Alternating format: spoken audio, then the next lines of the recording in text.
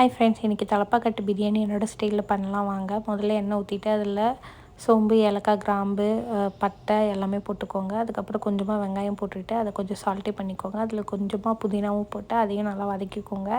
அதுக்கப்புறம் பார்த்திங்கன்னா அதில் கொஞ்சம் அரைச்சி வச்சுருந்த விழுது அதையும் போட்டுக்கோங்க. போட்டுட்டு அதையும் நல்லா சால்ட்டே பண்ணிக்கோங்க.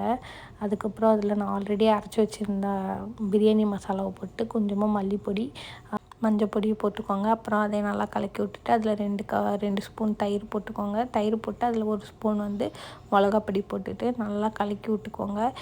அது கூட மறுபடியும் கொஞ்சம் லைட்டாக புதினாவை ஆட் பண்ணிவிட்டு மறுபடியும் கலக்கி விட்டுட்டு அதில் நான் இதில் 1.5 கப்பு ரைஸ் எடுத்திருக்கேன். அதனால் 2 கப்பு வாட்டர் ஊற்ற போகிறேன். 2 கப்பு வாட்டர் ஊற்றிட்டு அதை மூடி வச்சுருங்க. நல்லா கொதித்து வந்ததுக்கப்புறம் அதில் ரைஸ் எடுத்து போட்டுட்டு கொஞ்சம் நேரம் அப்படியே கலக்கி நல்லா விட்டுட்டு அதுக்கப்புறம் மூடி வச்சுருங்க. மூடி ஒரு 5 மினிட்ஸ் விட்டதுக்கப்புறம் மறுபடியும் ஓப்பன் பண்ணி